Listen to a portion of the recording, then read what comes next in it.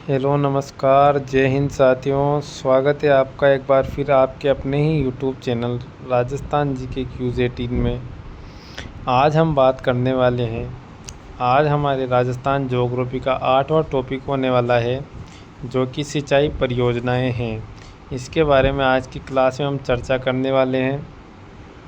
अगर चैनल पर नए हो तो चैनल को सब्सक्राइब करें और अपने दोस्तों के साथ शेयर करें। आने वाली सभी प्रतियोगी परीक्षाओं में यह क्लासें आपके लिए अति महत्वपूर्ण होने वाली है। इन क्लासों में से आपको क्वेश्चन देखने को मिलेंगे। तो बिना देरी के क्लास को स्टार्ट करते हैं। अगर क्लास में कोई भी कमी लगे तो आप कमेंट करके बता सकते हैं। तो सिंचाई परियोजनाओं के बारे में हम बात करने वाले हैं। क्लास को स्टार्ट करते हैं।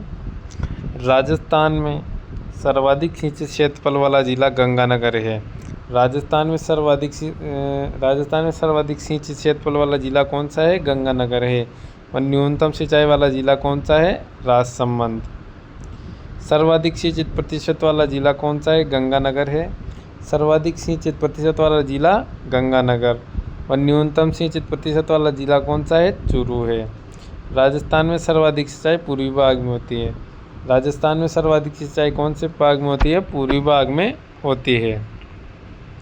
राजस्थान में 15 नदी बेसिन चिन्हित किए गए हैं। इन नदी बेसिनों में कुल उपलब्ध सतही जल की मात्रा लगभग 158.60 लाख एकड़ फीट यानी 15.86 MAF है, जो देश में कुल उपलब्ध जल संसाधन का 1.16% हिस्सा ही है। राजस्थान में सर्वाधिक सिंचाई कुएं व नलकूपों से होती है। राजस्थान में सर्वाधिक सिंचाई किससे होती है? कुएं व नलकूपों से होती है। कुएं व नलकूपों से सर्वाधिक सिंचाई कहाँ होती है? तो कुएं व नलकूपों से सर्वाधिक ज़्यादा सिंचाई जयपुर व जोधपुर जिले में होती है। नहरों से सर्वाधिक सिंचाई किस जिले में होती है? गंगानगर में। नहरों से सर्वाधिक सिंचाई गंगानगर जिले में होती है। तालाबों से सर्वाधिक सिंचाई कहाँ होती है? तालाबों से सर्वाधिक सिंचाई भीलवाड़ा उदयपुर में होती है।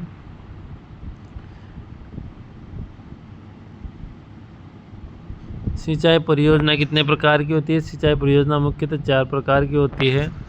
पहली है बहुउद्देश्य परियोजनाएं।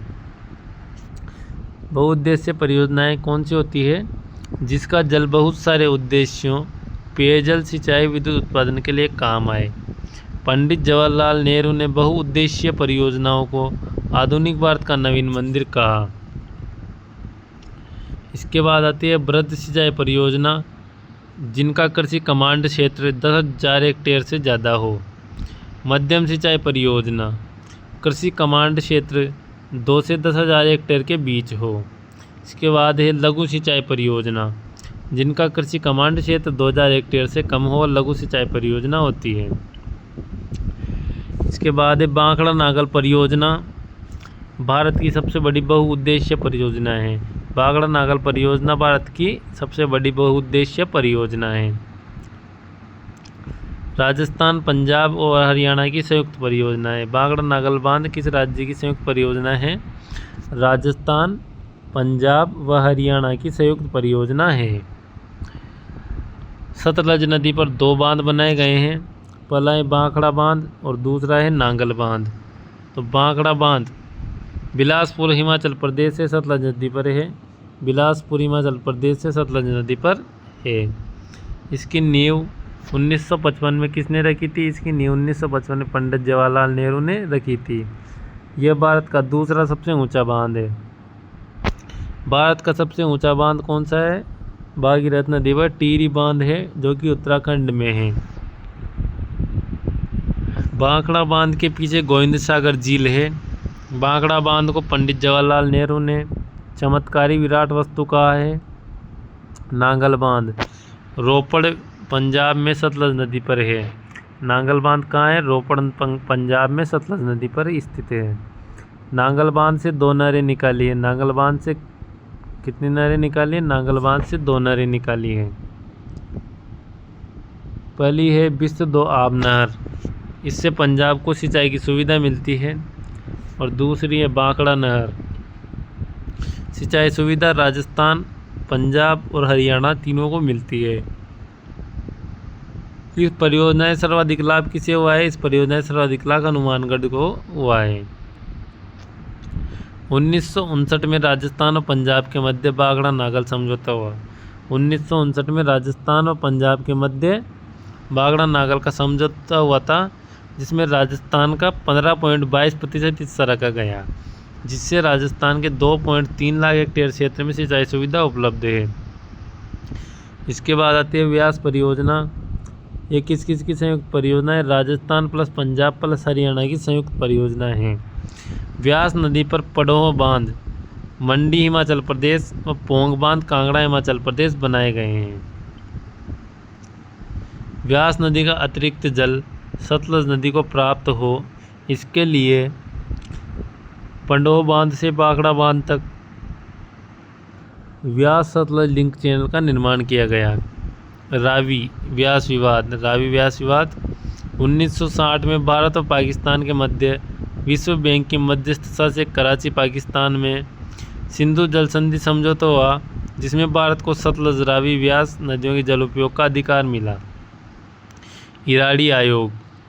राजस्थान पंजाब व हरियाणा के मध्य रावी व्यास परियोजना के जल बंटवारे को लेकर विवाद हुआ, तब राजीव लोंगोवाला समझौता 1985 के तहत न्यायमूर्ति इराडी की अध्यक्षता में गठित किया गया। इसके अनुसार राजस्थान का हिस्सा 86 लाख एकड़ फुट निर्धारित रखा गया। इसके बाद है चंबल परियोजना। चंबल परियोजना किस किस की संयुक्त परियोजना है? चंबल परियोजना राजस्थान और मध्य प्रदेश दोनों राज्यों की संयुक्त परियोजना है, जिसमें दोनों राज्यों का 50% हिस्सा है, यानी जिसमें दोनों राज्यों का 50-50 हिस्सा है। चंबल नदी पर 4 बांध बनाए गए हैं। चंबल नदी पर कितने बांध बनाए गए हैं? 4 बांध। धौलपुर लिफ्ट परियोजना। धौलपुर चंबल का पानी धौलपुर में सिंचाई के लिए उपलब्ध कराना। सोम कागदर परियोजना खेरवाड़ा उदयपुर में स्थित है, सोम नदी पर निर्मित है। नद संबंध परियोजना राजस्थान में कहाँ स्थित है? नद संबंध परियोजना राजस्थान में बनास नदी पर स्थित है। राज संबंध को पेयजल व सिंचाई सुविधा मिलती है। ओराई परियोजना चित्तौड़गढ़। ओराई परियोजना कहाँ स्थित है? ओराई परियोजना चित्तौड़गढ़ में स्थित है। कौन सी नदी पर स्थित है? ओराई नदी पर ही स्थित है। मानसी वाकल परियोजना यह कहाँ स्थित है? मानसी वाकल परियोजना उदयपुर में स्थित है। मानसी वाकल नदियों का पानी पिछोला झील में लाने के लिए बनाई गई है। मानसी वाकल नदियों का पानी पिछोला झील में लाने के लिए बनाई गई है। इससे उदयपुर को जलापूर्ति होती है। कोठारी परियोजना भीलवाड़ा। कोठारी नदी पर मेजा बांध मांडल भीलवाड़ा बना हुआ है। भीलवाड़ा को पेयजल की आपूर्ति कहाँ से होती है? कोठारी परियोजना से होती है। माई बजाज सागर परियोजना राजस्थान और गुजरात की संयुक्त परियोजना है। माही बजाज सागर परियोजना किसकी संयुक्त परियोजना है? राजस्थान और गुजरात की। इसमें राजस्थान का हिस्सा कितना है? 45% और गुजरात का हिस्सा है 55%। लेकिन इससे बनने वाली विद्युत 100% राजस्थान को ही मिलती है। माही परियोजना का सर्वाधिक लाभ किस जिले में होता है? माही परियोजना का सर्वाधिक लाभ बांसवाड़ा में होता है। माही नदी पर कागदी पिकअप बांध बांसवाड़ा है, जिससे सिंचाई के लिए 2 नहरें निकाली है। आनंदीपुर मुख्य नहर बांसवाड़ा में सिंचाई होती है इससे, और बीकाबाई सांगवाड़ा नहर जिससे डूंगरपुर में सिंचाई होती है। पीपलकूट हाई लेवल कैनाल प्रतापगढ़ में स्थित है। माही नदी का पानी पीपलकूट प्रतापगढ़ क्षेत्र में सिंचाई सुविधा के लिए मिलता है। माही हाई लेवल नहर व जयसंबंध पेयजल परियोजना माही बजाज सागर बांध के पानी को जयसंबंध झील में उपलब्ध कराने हेतु है। इससे लाभान्वित जिले कौन कौन से हैं? उदयपुर, चित्तौड़गढ़, राजसमंद तीनों इससे लाभान्वित जिले हैं। जाखम परियोजना प्रतापगढ़ में। जाखम नदी पर राजस्थान का सबसे ऊंचा बांध 81 मीटर जाखम बांध बना हुआ है। बांध का शिलान्यास मोहनलाल सुखाड़िया द्वारा किया गया। इससे लाभान्वित जिले हैं उदयपुर, चित्तौड़गढ़ व प्रतापगढ़। सोम कमला अम्बा परियोजना कमला अम्बा गांव डूंगरपुर में सोम नदी पर निर्मित है। कमला अम्बा गांव डूंगरपुर में कहाँ स्थित है? सोम नदी पर निर्मित है। आसपुर, डूंगरपुर और सलूमबर में इससे सिंचाई होती है। राम जल सेतु लिंक परियोजना, कौन सी परियोजना? राम जल सेतु लिंक परियोजना। प्रधानमंत्री नरेंद्र मोदी ने 17 दिसंबर 2024 को दादिया गांव जयपुर से इसका शिलान्यास किया है। इसका पुराना नाम पूर्वी राजस्थान नहर पार्वती काली सिंध चंबल लिंक परियोजना है। 28 जनवरी 2024 को इस परियोजना को लेकर राजस्थान, मध्य प्रदेश और केंद्र सरकार में समझौता हुआ। इसमें राजस्थान के दक्षिणी पूर्वी भाग के 17 जिले हैं। कौन कौन से हैं? अलवर, भरतपुर, धौलपुर, करौली, डीग, सवाई माधोपुर, जयपुर, कोटपुतली, बरोड़, केरतल, तिजारा, दौसा, अजमेर, ब्यावर, टोंक, कोटा, बूंदी, बारां व झालावाड़ जो 17 जिले हैं वह इसमें मध्य प्रदेश के 13 जिले शामिल हैं। इसमें 3.25 करोड़ आबादी को वर्ष 2054 तक पीने का पानी मिलना सुनिश्चित होगा। चंबल नदी की सहायक नदी बेसिन कुनू, कुल, पार्वती, काली सिंध और मेज में उपलब्ध जल को छोटी बड़ी परियोजनाओं के माध्यम से 2.8 लाख हेक्टेयर भूमि पर सिंचाई हेतु जल उपलब्ध कराना है। इस परियोजना के तहत 5 बैराज, 1 बांध बनाया जाना प्रस्तावित है। रामगढ़ बैराज 12 कौन सी नदी पर है? कोल नदी पर है। महलपुर बैराज 12 पार्वती नदी पर। नवनेरा बैराज दिगोद कोटा काली सिंध नदी पर स्थित है। इस परियोजना में नवनेरा बैराज की बराबर क्षमता सबसे अधिक है। मेज बैराज बूंदी मेज नदी पर। राठौड़ बैराज सवाई माधोपुर बनास नदी पर है। डूंगरी बांध सवाई माधोपुर बनास नदी पर। परवण सिंचाई परियोजना कहाँ की है? परवण सिंचाई परियोजना झालावाड़ परवण नदी पर स्थित है। झालावाड़ कोटा 12 जिले के 637 गांवों में सिंचाई व पेयजल सुविधा मिलेगी। झालावाड़ कोटा 12 जिले के 637 गांवों में सिंचाई सुविधा मिलेगी। अनास बांध कहाँ स्थित है? अनास बांध अनास नदी पर बांसवाड़ा में स्थित है। सूकली परियोजना सिरोही में सूकली नदी पर स्थित है। तकली सिंचाई परियोजना कोटा की है। सावन भादो परियोजना कोटा। चाकण सिंचाई परियोजना बूंदी की है। गरदड़ा सिंचाई परियोजना बूंदी की है। गूड़ा बांध कहाँ स्थित है? गूड़ा बांध बूंदी में मेज नदी पर स्थित है। बेतली परियोजना किस जिले की? बेतली परियोजना 12 जिले की है। विलास सिंचाई परियोजना 12 की है। लासी सिंचाई परियोजना भी 12 जिले की है। काली सिंध परियोजना कहाँ की है? काली सिंध परियोजना झालावाड़। हरिश्चंद्र सागर परियोजना झालावाड़। गागरीन सिंचाई परियोजना कहाँ की है? झालावाड़। चोली परियोजना झालावाड़। छापी सिंचाई परियोजना भी झालावाड़ की है। भीम सागर परियोजना व पिपला सिंचाई परियोजना भी झालावाड़ की है। इसके बाद है झालाजी का बराना जो कि बूंदी में स्थित है। मेज नदी पर राजस्थान की पहली सोलर लिफ्ट परियोजना है। मेज नदी पर राजस्थान की पहली सोलर लिफ्ट सिंचाई परियोजना है। इंदिरा लिफ्ट परियोजना करौली सवाई माधोपुर में स्थित है। पार्वती सिंचाई परियोजना धौलपुर में पार्वती नदी पर स्थित है। धौलपुर में पार्वती नदी पर उर्मिला सागर बांध भी है। बंद बारेटा बांध कहाँ स्थित है? बंद बारेटा बांध भरतपुर में स्थित है। कुकुंद नदी पर भरतपुर का सबसे बड़ा बांध है। बंद बारेटा बांध भरतपुर में स्थित है। कुकुंद नदी पर भरतपुर का सबसे बड़ा बांध है। प्रमुख योजनाएं कौन कौन सी है देखते हैं। सबसे पहले है आपणी योजना। जर्मनी की आर्थिक सहायता से चूरू, हनुमानगढ़, झुंझुनू जिलों में संचालित है। आपणी योजना कहाँ संचालित है? जर्मनी की आर्थिक सहायता से चूरू, हनुमानगढ़, झुंझुनू जिलों में संचालित है। इसके बाद है जीवन धारा योजना। बीपीएल किसानों, अनुसूचित जाति जनजाति के किसानों को सिंचाई सुविधा के लिए बिना खर्चे के सिंचाई कुओं का निर्माण करके देना है। प्रधानमंत्री कृषि सिंचाई योजना है। कौन सी योजना है? प्रधानमंत्री कृषि सिंचाई योजना। इसका प्रारंभ कब किया गया? प्रधानमंत्री कृषि सिंचाई योजना का आरंभ 1 जुलाई 2015 को किया गया। केंद्र व राज्य का 60%, 40% अंश है। केंद्र का 60% व राज्य का 40% अंश है इसमें। समन्वित जलग्रहण प्रबंधन कार्यक्रम, त्वरित सिंचाई लाभ कार्यक्रम तथा ऑन फार्म जल प्रबंधन का समावेश इस योजना में कर दिया गया है। इसका उद्देश्य क्या है? इसका उद्देश्य सिंचाई सुविधा को प्रभावी बनाना इसका प्रमुख उद्देश्य है। इसके बाद आती है निरांचल योजना।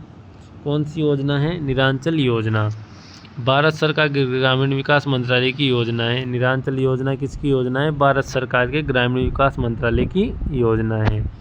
ये किसके द्वारा वित्त पोषित है? निरांचल योजना विश्व बैंक द्वारा वित्त पोषित है।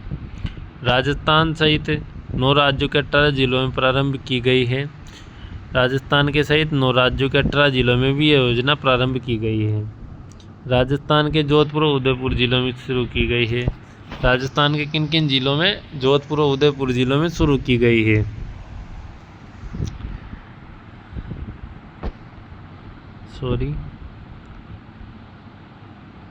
प्रधानमंत्री कृषि सिंचाई योजना के परिणामों में सुधार लाने के लिए प्रारंभ की गई है। ये योजना क्यों चालू की गई है?